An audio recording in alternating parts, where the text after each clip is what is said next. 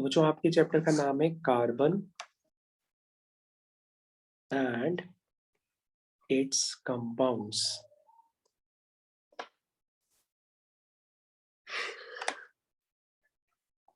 Carbon and it's compounds, ये बच्चों chapter का नाम है, ये आपको याद रखना पड़ेगा। और ये जो बच्चों आपका चैप्टर है, ये जो चैप्टर ये है चैप्टर 9। ठीक है, चैप्टर 9 है आपका, class 8th। This is your class 8th। और आपके स्कूल का जो बोर्ड है वो ICSC बोर्ड है, और आपके स्कूल का नाम भी हम लिख देते हैं। वैसे ये mercy memorial, Sheiling house, Swaraj India public school, Virendra Swaroop school, सभी के सिलेबस में ये कॉमन चैप्टर है। तो बच्चों मैंने आपको ये कॉमन नेम आपको डाल के दे दिया है, carbon and it's compounds, chapter 9, class 8th SIPS। अब बच्चों इस चैप्टर को पढ़ने से पहले याद रखिएगा, ये चैप्टर कई पार्ट में पढ़ा जाता है। सबसे पहले चैप्टर का नाम कार्बन एंड इट्स कंपाउंड्स ही क्यों है, कई बच्चे ये भी पूछते हैं।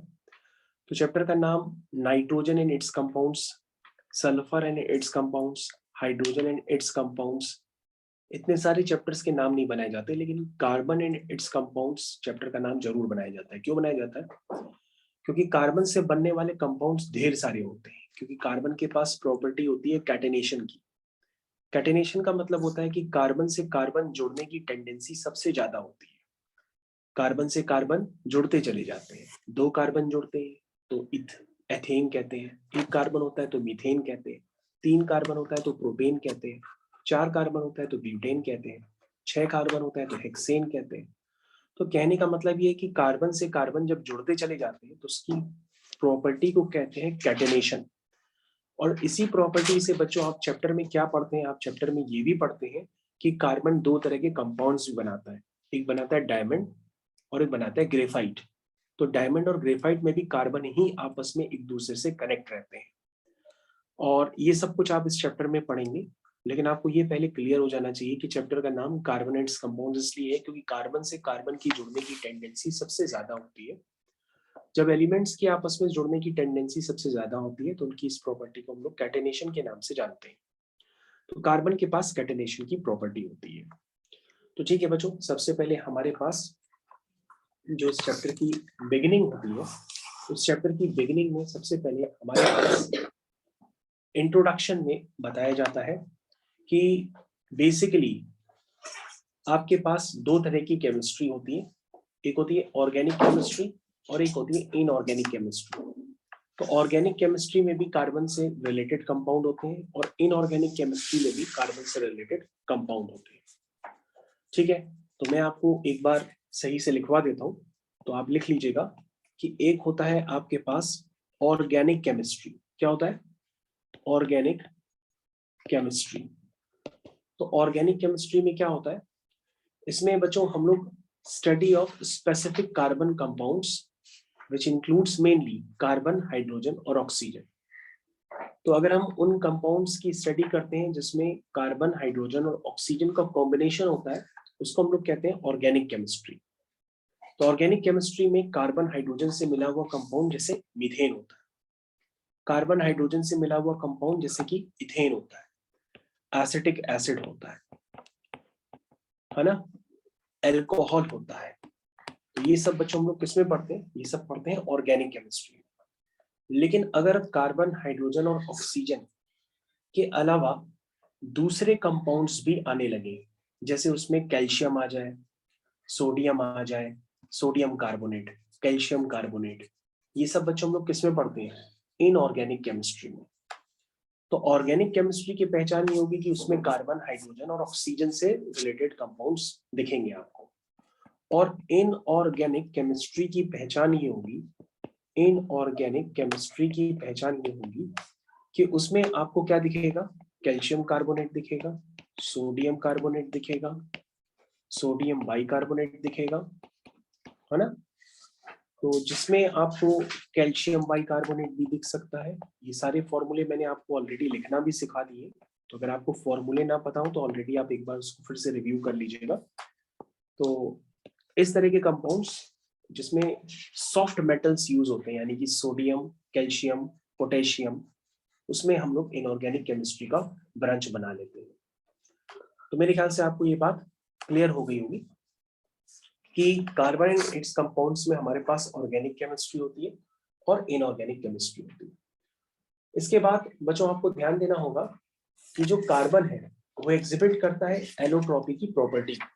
व्हाट इज एलोट्रॉपी, ये भी आपसे एग्जाम में पूछा जाता है। What is allotropy? Allotropy, allotropy, allotropy. तो बच्चों एलोट्रॉपी की वजह से ही आप क्या पढ़ते हैं, कार्बन के दो एलोट्रॉप्स। तो कार्बन के दो एलोट्रॉप्स भी होते हैं, उनका नाम होता है डायमंड और ग्रेफाइट।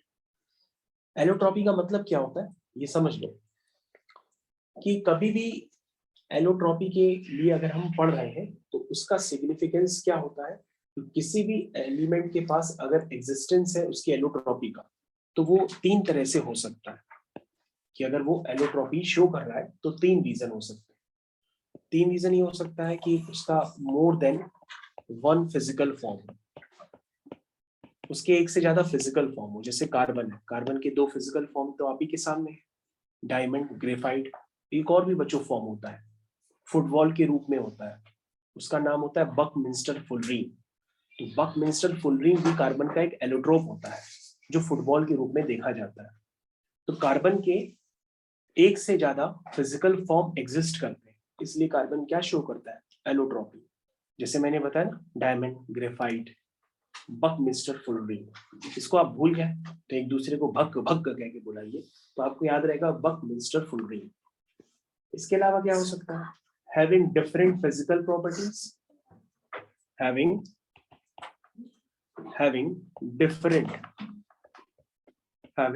different physical properties, उसके अलावा क्या हो सकता है बच्चों, same graded chemical properties, but the graded मतलब सेम लेवल की उनकी केमिकल प्रॉपर्टी होती है, इसलिए कहते हैं but the same graded chemical properties. तो बच्चों सबसे पहले एग्जाम में आपसे पूछा जाएगा व्हाट इज एलोट्रॉपी, तो तुम एग्जाम में सबसे पहले यही बताओगे कि उनके एक से ज्यादा फिजिकल फॉर्म एग्जिस्ट करते हैं, जैसे कि कार्बन के, डायमंड और ग्रेफाइट। इसीलिए जिनके एक से ज्यादा का फिजिकल फॉर्म एग्जिस्ट करते हैं वो कंपाउंड एलोट्रॉपी शो करते हैं। जैसे उसका बेस्ट एग्जांपल क्या है बताइए, कार्बन। ठीक है, तो आपको ये बात समझ में आना चाहिए। उसके बाद बच्चों जो एलोट्रॉप्स होते हैं उनकी प्रॉपर्टी क्या होती है वो समझ लीजिए। जैसे कार्बन और डायमंड, उनकी केमिकल प्रॉपर्टी सेम होगी लेकिन फिजिकल प्रॉपर्टी डिफरेंट होगी। तो आपको ये भी पॉइंट हैशटैग बना करके याद रखना होगा कि जो एलोट्रॉप्स एग्जिबिट, फिर से मैं लिख देता हूं, जरा वेट करिएगा। Allotropes exhibit different physical properties, different physical properties, different physical properties, but the same chemical properties, but the same chemical properties। ये होता है बच्चों एलोट्रॉप्स का मतलब। तो एलोट्रॉप्स क्या एग्जिबिट करते हैं, different physical properties but the same chemical properties. ये आपको याद रखना होगा। इसलिए बच्चों मैंने स्टार्टिंग में ही बता दिया था कि फिजिकल प्रॉपर्टीज उनकी एक से ज्यादा होंगी, फिजिकल फॉर्म उसकी एक से ज्यादा होंगी, लेकिन सेम लेवल की ग्रेडेड केमिकल प्रॉपर्टीज होंगी, मतलब सेम केमिकल प्रॉपर्टीज।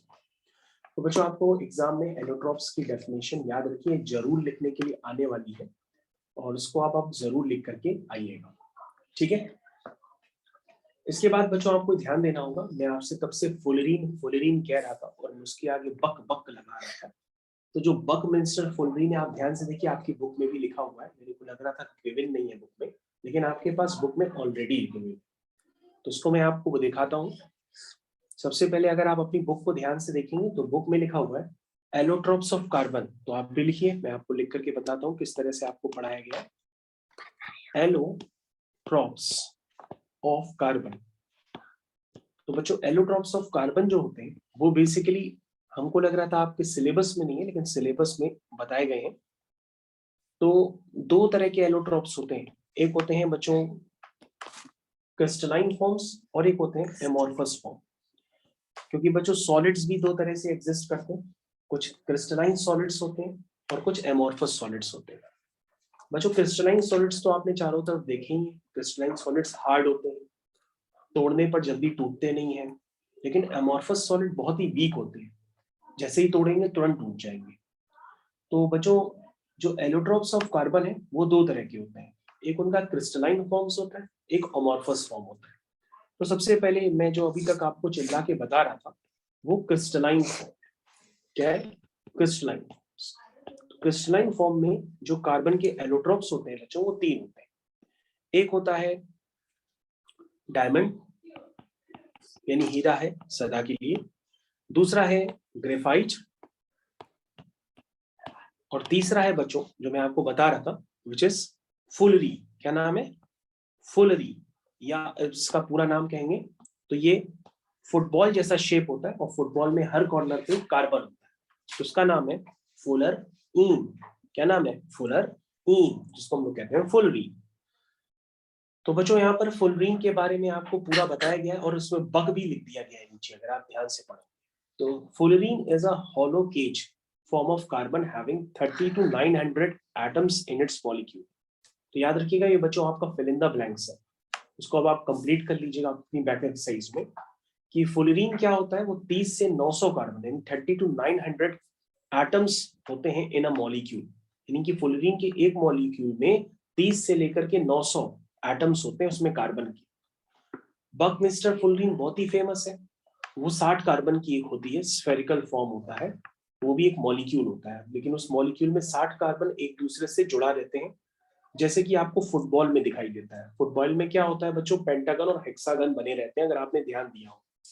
और अगर आपने ध्यान नहीं देखा तो आप एक काम करिएगा, अपनी फुटबॉल देखिएगा, फुटबॉल में सिलाई भी की रहती है, तो जो सिलाई होती है वो सिलाई की शेप जो होती है वो पेंटागन और हेक्सागन टाइप की होती है। तो जितने भी कॉर्नर्स होते हैं वहां पर सब क्या होते हैं बच्चों, कार्बन एज्यूम कर लीजिए और वो एक स्फेरिकल फॉर्म बन जाएगा, उसी का नाम होता है बकमिंस्टर फुलरीन। ठीक है, ओके। तो मेरे ख्याल से आप सबको याद रह गया होगा कि कार्बन के जो एलोट्रॉप्स होते हैं उसके क्रिस्टलाइन फॉर्म्स होते हैं, वो तीन होते हैं, डायमंड, ग्रेफाइट और फुलरीन। और उसके बाद बच्चों जो अमॉर्फस होता है वो अमॉर्फस में तीन होते हैं, एक होता है चारकोल। क्या होता है, चारकोल। तो बच्चों आप सभी लोगों ने कोयला पिक्चर देखी है, तो कोयला पिक्चर में कौन है बच्चों, सलमान खान है। तो जब आप कोयला पिक्चर देखेंगे तो आपको बिल्कुल काला काला चारकोल की तरह सलमान खान कह रहे हैं, शाहरुख खान आपको नजर आएगा। तो जो शाहरुख खान है वो उसमें चारकोल को लेकर के ट्रेन के पीछे दौड़ता रहता है। तो जो चारकोल होता है वो तीन तरह के चारकोल भी होते हैं, एक होता है वुड चारकोल। तो बच्चों अगर आपने वुड चारकोल नहीं देखा है तो आप नीचे जैसे ही जाएंगे तो आपको सुशील जो है आग जलाते हुए दिखेगा सर्दियों में, हाथ तापते हुए, तो वो जो जला रहा होगा उसको वुड चारकोल कहते हैं। फिर एक होता है शुगर चारकोल। अब बच्चों शुगर का कोई चारकोल बनाता है क्या, उसके बाद है बोन चारकोल। उसका मतलब जो हम लोग को जलाने के बाद जो भी हड्डियां बचती हैं उनको भी हाथ तापने के रूप में यूज किया जाता है, उसको हम लोग कहते हैं ऐश या बोन चारकोल। बच्चों आपने काफी बार सुना होगा कि जब भी आप कप लेने जाते हैं मम्मी से कहती है, मम्मी क्या कहती है कि हम बोन चाइना के कप लाएंगे। तो बच्चों जो बोन चाइना के कप होते हैं वो बोन ऐश से मिलकर के बने होते हैं, और जो बोन ऐश होते हैं वो किसी के मरने के बाद जो राख होती है उस राख के बनाए जाते हैं। तो याद रखिएगा कि चीनी मिट्टी के कप में चाय पी जाती है, न कि बोन चाइना के कप में। तो बोन चाइना का कप मतलब उसमें बोन ऐश मिली रहती है, ये आप याद रखिएगा। तो बच्चों मैं तो आपको बता रहा था कि कार्बन के जो एलोट्रॉप्स हैं वो दो तरह से होते हैं, एक होता है क्रिस्टलाइन और एक होता है अमॉर्फस। क्रिस्टलाइन में मैंने आपको काफी डिटेल में बताया, डायमंड, ग्रेफाइट और फुलरीन आते हैं। एमॉर्फस में क्या बताया बच्चों, चारकोल आता है, दूसरा क्या होता है, कोल होता है, उसके बाद कोक होता है, ये सब बच्चों एक ही तरह के दिखते हैं लगभग। उसके बाद होता है सूट। सूट सुन करके बच्चों आपको एक गाना याद आ रहा हो, तेनू सूट सूट करता, तेनू सूट सूट करता। चलो ठीक है बच्चों, मजा ले लिया आपने, अब आगे देखिए। तो बच्चों ये था एलोट्रॉपी। तो एलोट्रॉपी पे बेस्ड बच्चों क्वेश्चन काफी सारे आते हैं, आपको याद रखना होगा। ठीक है, मैंने आपको काफी डिटेल में बताया है। अब बच्चों याद रखिएगा, मैं आपको आगे भी कुछ बातें बताता हूँ, उसको बहुत ध्यान से सुनिए। मैं आपको डायमंड और ग्रेफाइट के बारे में बहुत कुछ बताता हूँ। तो बच्चों डायमंड और ग्रेफाइट, इनके बारे में आप ध्यान से सुनिए। अब एक जगह हम एडिट डालते हैं डायमंड, और अगर आप भूल जाए तो बार बार अपने मन में बोलिए, हीरा है सदा के लिए। चलिए, तो डायमंड और ग्रेफाइट में बच्चों हम लोग देखते हैं क्या होता है। अब बच्चों हम सबसे मेन फोकस पॉइंट बताते हैं। जो ग्रेफाइट होता है, ग्रेफाइट में बच्चों एक कार्बन 3 कार्बन से घिरा रहता है। आइए मैं आपको दिखाता हूँ ग्रेफाइट का स्ट्रक्चर कैसा होता है। तो ग्रेफाइट में बच्चों एक कार्बन 3 कार्बन से जुड़ा रहता है। तो अगर आप देखना चाहें तो बच्चों आप देखिए उसको, ये देखिए,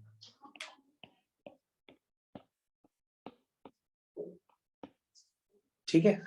फिर से देखिए बच्चों, मैं आपको ग्रेफाइट का स्ट्रक्चर बना के दिखा रहा हूँ। ऐसा स्ट्रक्चर आपको एग्जाम में भी बनाना पड़ेगा, तो इसलिए आप रेडी रहिए। ये बच्चों स्ट्रक्चर आपको एग्जाम में भी बनाना पड़ेगा, जरा ध्यान से देखिएगा। मैं स्ट्रक्चर को कंप्लीट करने की कोशिश कर रहा हूँ। सभी बच्चे इधर ध्यान दें, सभी बच्चे इधर ध्यान दें। मैं स्ट्रक्चर को कंप्लीट करने के लिए बार बार हेक्सागोनल रिंग्स बनाने जा रहा हूँ। जितनी मैं हेक्सागोनल रिंग्स आपस में अटैच करता चला जाऊंगा, वो रिप्रेजेंट करेंगी ग्रेफाइट को। तो बच्चों आप हेक्सागोनल रिंग्स के कॉर्नर्स पे ये समझ गए होंगे कि कार्बन होते हैं। क्या होते हैं? कार्बन होते हैं। अब देखिए मैं हेक्सागोनल रिंग्स बना रहा हूँ, उसमें कार्बन को नहीं शो कर रहा हूँ।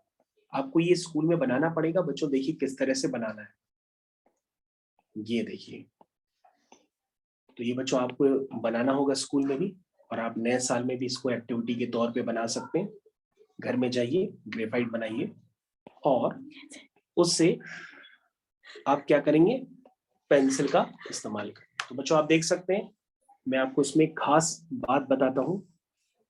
ग्रेफाइट में हर कार्बन, ध्यान देखिए, ग्रेफाइट में हर कार्बन किससे जुड़ा रहता है? 3 कार्बन से। तो देखिए ये वाला कार्बन जिसको मैंने रेड कलर से इंडिकेट किया, वो भी देखो पहले कार्बन से जुड़ा, फिर ये देखो दूसरे कार्बन से जुड़ा, फिर ये देखो तीसरे कार्बन से जुड़ा। तो बच्चों ग्रेफाइट में हर कार्बन किससे जुड़ा रहता है? 3 कार्बन से। अगर बच्चों भरोसा ना हो तो फिर से देखो, ये वाला कार्बन है, ये देखो ये पहले कार्बन से जुड़ा, ये दूसरे कार्बन से जुड़ा, और ये तीसरे कार्बन से जुड़ा। तो आपको ये बात समझ में आनी चाहिए। और अगर आप चाहें तो स्ट्रक्चर को बार बार बनाते रहेंगे, और ये स्ट्रक्चर रिपीट होता रहता है। और ग्रेफाइट का जो स्ट्रक्चर होता है बच्चों, वो हेक्सागोनल लेयर्स के फॉर्म में एग्जिस्ट करता है। This is the form of hexagonal layers. तो आप स्ट्रक्चर को बार बार बना के रिपीट भी कर सकते हैं, और आपको घर पे इसको बार बार बनाना भी पड़ेगा। जब आप बनाएंगे तभी आप जान पाएंगे कि ग्रेफाइट का स्ट्रक्चर की एग्जाम में वन शॉट कैसे बनाए। मेरे ख्याल से सारे बच्चों को बनाने तो आ ही गया होगा, और आपको एक बात समझ में आ गई होगी कि हेक्सागोनल लेयर्स मैं बनाता चला जा रहा हूँ और कोई काम नहीं कर रहा हूँ। तो बच्चों जब ये सारी हेक्सागोनल लेयर्स आप बना लेंगे, तो आपको फिर से यही सेम हेक्सागोनल लेयर्स आपको फिर से बनानी है। अब ध्यान दीजिएगा बच्चों, मैं इसमें कुछ चेंजेस कर रहा हूँ। मैं यही सेम हेक्सागोनल लेयर आपको फिर से बनाकर दिखा रहा हूँ, जस्ट नीचे की तरफ। ये देखो बच्चों मैंने बना लिया। कहोगे सर आपका बढ़िया है, आपने कट कॉपी पेस्ट कर लिया, हम एग्जाम में कैसे करेंगे?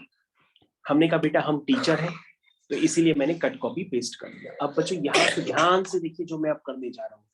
ये हेक्सागोनल लेयर्स आपस में अटैच रहती हैं। आप देख रहे ध्यान से, ये हेक्सागोनल लेयर्स कॉरस्पॉन्डिंग कार्बन से क्या हो जाती हैं? अटैच रहती हैं। आप समझ रहे हैं? ये हेक्सागोनल लेयर कॉरस्पॉन्डिंग कार्बन से क्या रहती हैं? अटैच रहती हैं। तो आप पूरी लाइंस ना दिखाइए, जितनी आप दिखा सके उतनी ही बना लीजिए। और ये एक दूसरे के ऊपर स्लिप हो सकती है। क्या हो सकती है? स्लिप हो सकती है। इसलिए बच्चों ग्रेफाइट की प्रॉपर्टी होती है कि इसको लुब्रिकेंट के रूप में यूज किया जाता है। यानी कि जहां पे आपको चिकनाई चाहिए रहती है, वहां पे आप इसको यूज कर सकते हैं। अब आप ये नहीं कहिएगा कि सर घर में तेल खत्म हो गया तो हम ग्रेफाइट की रोटियां खा लें।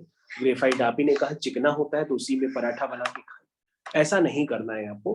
ग्रेफाइट लुब्रिकेंट की तरह यूज होता है। मतलब ये लुब्रिकेंट जैसे इंजन ऑयल हो गया, बाइक का ऑयल हो गया, इन सब में यूज करना है। मशीन ऑयल ये आपको यूज करना है। अब आप ये नहीं कहेंगे कि घर में तेल खत्म हो गया तो ऐसा करते हैं, बाइक का इंजन ऑयल निकाल लाते हैं और उसी की रोटियां खा लेते हैं। ऐसा नहीं होता है बच्चों।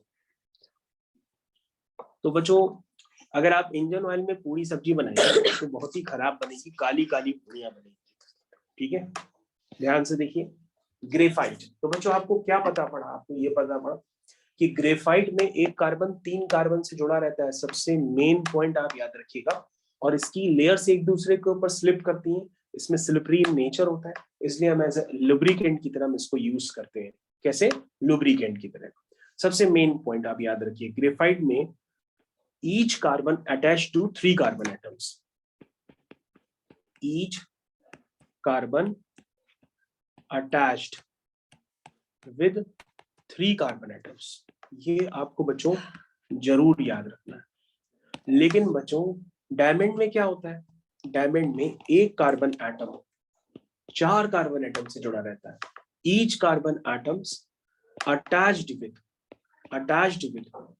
4 कार्बन एटम्स। आप समझ रहे हैं हमारी बात? अब कहोगे सर इसमें भी स्ट्रक्चर होता है। हाँ, ग्रेफाइट में हेक्सागोनल रिंग्स बनी रहती हैं और एक दूसरे के ऊपर स्लिप करती हैं, जैसा कि मैंने आपको बना के दिखाया।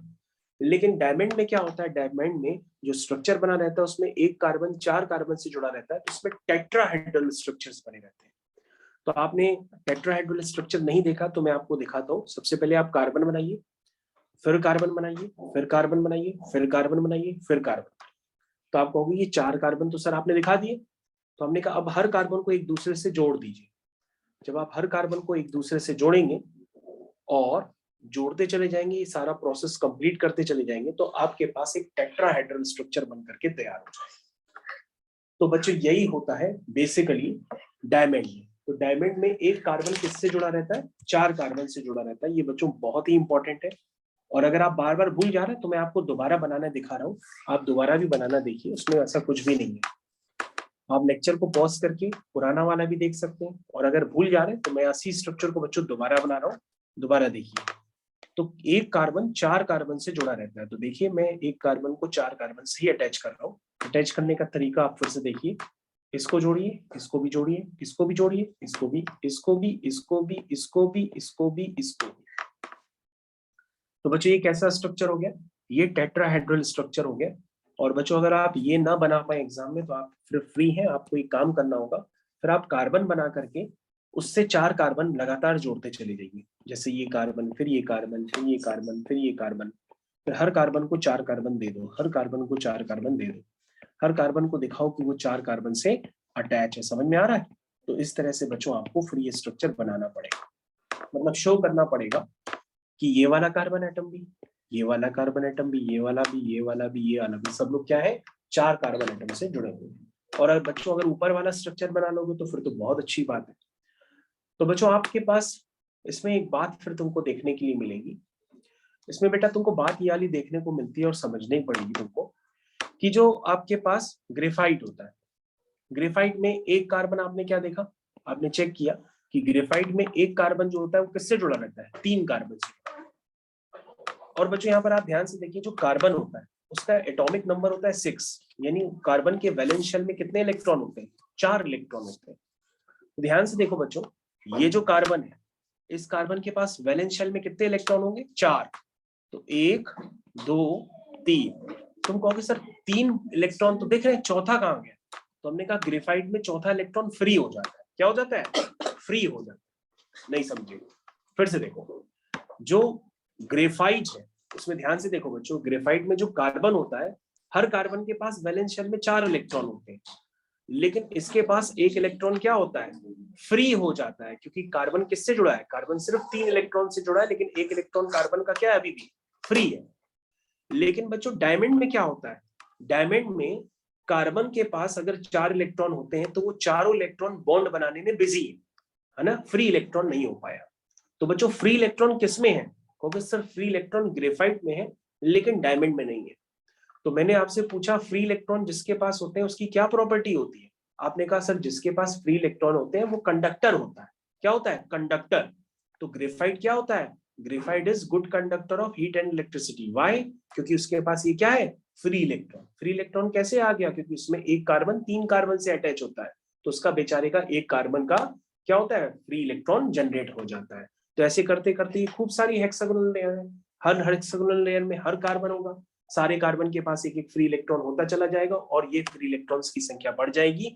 इसलिए जो ग्रेफाइट होता है उसके लिए मैं आपको पॉइंट बना के लिख देता हूं, graphite is good conductor of heat and electricity. क्या होता है? Graphite is good conductor of heat and electricity. क्या होता है? Heat and electricity. और बच्चों आपको स्कूल में एक्सपेरिमेंट भी दिया जाता है। स्कूल में जब आप एक्सपेरिमेंट करते हैं तो आप पेंसिल को छील करके पूरा लीड बना लेते हैं।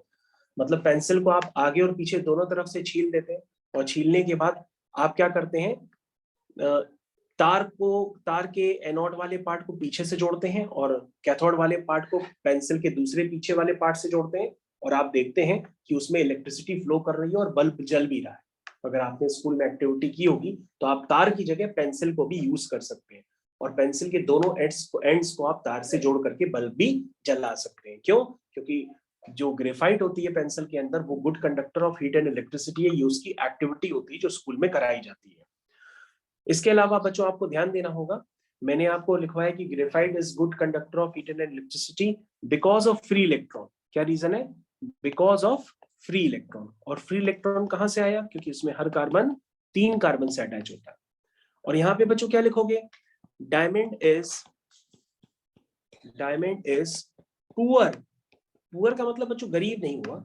Diamond is poor conductor of heat and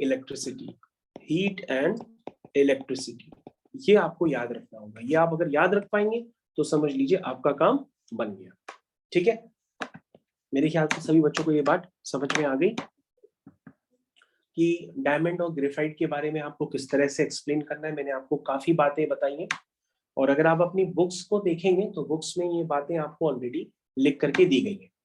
तो बुक्स की कुछ बातें हैं, उनका मैं आपसे जिक्र कर देता हूँ। एक बार ध्यान से देखिएगा आखिरी बार। और बच्चों याद रखिएगा, डायमंड और ग्रेफाइट के बारे में आपसे बुक में बैक एक्सरसाइज क्वेश्चंस में काफी सारे क्वेश्चंस बनते हैं। तो मेरी बात अगर आप ध्यान से समझेंगे तो आपको सारी बैक एक्सरसाइज क्वेश्चंस के आंसर्स एक झटके में क्लियर हो जाएंगे, बल्कि आप हर बार कर सकते हैं उसको अपने आप से बिना मेरी हेल्प। तो देखते रहिए। सबसे पहले बच्चों हमारे पास क्या है? डायमंड और फिर ग्रेफाइट। तो सबसे पहले हम लिख देते हैं पहला डिफरेंस सिस्टमैटिकली, क्योंकि इससे पहले मैंने जो समझाया वो आपने समझ लिया। अब सिस्टमैटिकली डिफरेंस लिखिए। चलिए, पहला डिफरेंस। हाँ, पहला डिफरेंस ये होता है the crystal lattice is built. आप कहोगे सर कि जो क्रिस्टल लैटिस है उसका नाम लैटिस क्यों होता है? क्रिस्टल लैटिस को हम लैटिस क्यों कहते हैं? बच्चों हम लोग लैटिस इसलिए कहते हैं, याद रखिएगा, कोई भी अगर पैटर्न लगातार रिपीट होता है, जैसे रिधि विधि रिधि विधि रिधि विधि रिधि विधि रिधि विधि रिधि विधि, अगर ये पैटर्न रिपीट होता चला जा रहा है तो उसको हम लोग कहते हैं रिधि विधि लैटिस। क्या कहते हैं? रिधि विधि लैटिस। तो कोई भी स्ट्रक्चर अगर लगातार रिपीट होता रहता है तो उस अरेंजमेंट को क्या कहते हैं? उस रिपीटेड अरेंजमेंट को कहते हैं लैटिस। क्या कहते हैं? लैटिस। लैटिस कहते हैं। कई बच्चे पॉटी समझ रहे हैं लैटिन वाले, लैटिस कह रहे हैं। Lattice, the crystal lattice is built, ठीक है ना, built up from a 3-dimensional tetra. अब बच्चों टेट्रा नाम सुन करके आप लोग हंस रहे हैं। Tetrahedral unit. तो बच्चों मैंने बताया था ना कि डायमंड में एक कार्बन किससे जुड़ा रहता है? 4 कार्बन से जुड़ा रहता है, और उसके स्ट्रक्चर को क्या कहते हैं? टेट्राहेड्रल स्ट्रक्चर कहते हैं। तो पूरा जो रिपीटेड अरेंजमेंट होता है उसमें हर कार्बन 4 कार्बन से जुड़ा रहता है। इसलिए बच्चों देखो ये डिफरेंस बहुत सिस्टमैटिकली लिखा जा रहा है। उसमें लिखा जा रहा है the crystal lattice and diamond is built up from a 3-dimensional tetrahedral unit. किसका बना होता है? 3-dimensional टेट्राहेड्रल यूनिट का बना रहता है। लेकिन बच्चों, और यही डिफरेंस आप ग्रेफाइट में देखेंगे तो उसमें क्या मिलेगा कि crystal lattice is built up from a 2-dimensional hexagonal unit. किससे बना रहता है? 2-dimensional hexagonal units. और इसमें क्या है? 3-dimensional tetrahedral units. तो बच्चों आपको ये समझ में आना चाहिए, क्योंकि मैंने आपको काफी देर तक क्या लिखवाए? डिफरेंस लिखवाए, और उसके साथ साथ आपको डायग्राम भी दिखाया, और मैंने बताया कि कोई भी स्ट्रक्चर अगर आप रिपीट होता है तो उसको हम लोग क्या कहते हैं? लैटिस। लैटिस सुन करके आप लोग को कुछ और याद आ रहा है। रिपीटिंग, जो रिपीटेशन होता है उस रिपीटेशन को हम लोग कहते हैं लैटिस। फिर लैटिस सुन के सब लोग हंस रहे हैं। Lattice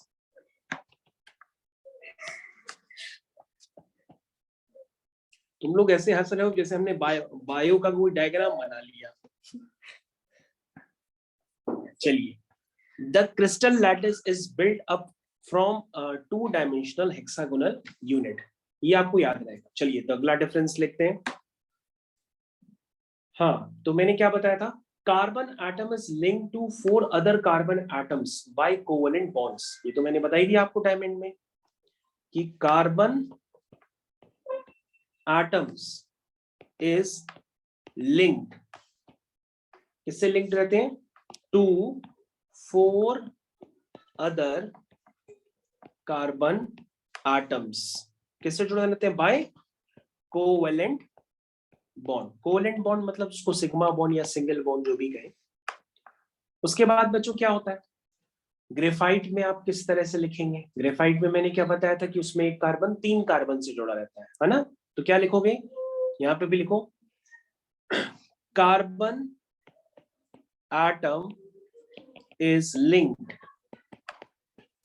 to 3 other carbon atoms by covalent bonds, by covalent bonds.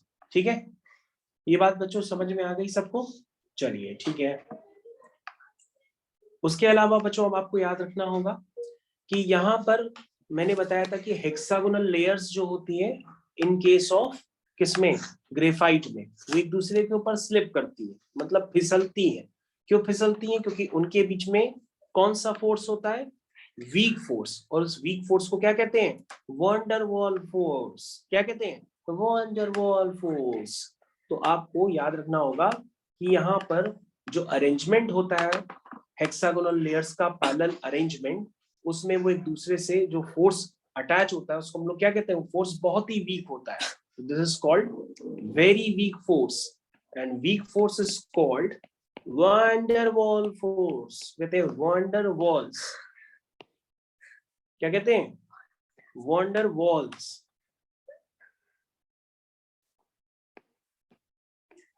क्या कहते हैं, वंडरवॉल फोर्सेस से जुड़े रहते हैं। तो वंडरवॉल फोर्सेस क्या होते हैं, बहुत वीक होते हैं। ठीक है, मेरे ख्याल से सभी बच्चों को याद रह गया होगा कि ये जो ग्रीन कलर की लाइनें हैं वो किसको इंडिकेट कर रही हैं, वंडरवॉल फोर्सेस को। और बच्चों ये जो बॉन्ड होते हैं, ये बॉन्ड किसको इंडिकेट करते हैं, कोवेलेंट बॉन्ड्स को। ये सब कौन से बॉन्ड्स हैं, कोवेलेंट बॉन्ड्स। क्या मेरी बात समझ में आ रही है, ये कौन से बॉन्ड्स होते हैं, कोवेलेंट बॉन्ड्स। ठीक है, तो बच्चों मैंने आपको डिफरेंस एक बता तो दिया लेकिन लिखवाया नहीं है। ठीक है, तो आप खुद से इस बात को लिख दीजिएगा। इसमें जो फोर्सेस होते हैं वो वीक फोर्सेस होते हैं, और वीक फोर्सेस का क्या नाम होता है, वंडरवॉल फोर्स।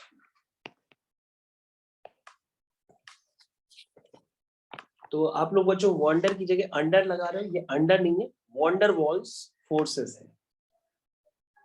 ठीक है, और बच्चों उसमें कौन से फोर्स होते हैं, इसमें स्ट्रॉन्ग फोर्सेस होते हैं ड्यू टू फॉर्मेशन ऑफ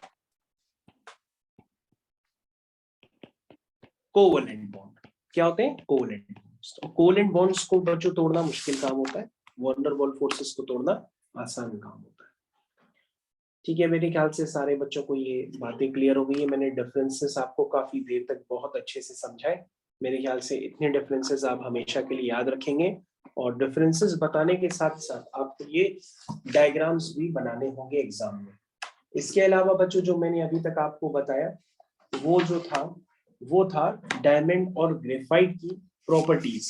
किस पे बेस्ड थी, ये प्रॉपर्टीज थी उनके स्ट्रक्चर पे बेस्ड थी। क्या थी, स्ट्रक्चर पे बेस्ड। तो ये डिफरेंस था, बट डिफरेंस जो है वो बेस्ड था उनके स्ट्रक्चर्स पे।